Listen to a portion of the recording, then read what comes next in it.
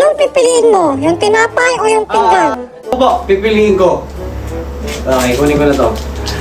Buksan ko. Okay. Ay! Sayang! Sayang eh. Sayang po, tatlo pa naman. Ikaw na, ano ang pipiliin mo? Ang pipiliin ko! Wow, mukha siyang Buksan pera. mo na eh. Buksan mo na. Ay, sayang! Sayang! Sayang naman, dapat ito pinili mo na eh. Ikaw, Russell, ano ang pipiliin mo? Ah! Wala! Wala!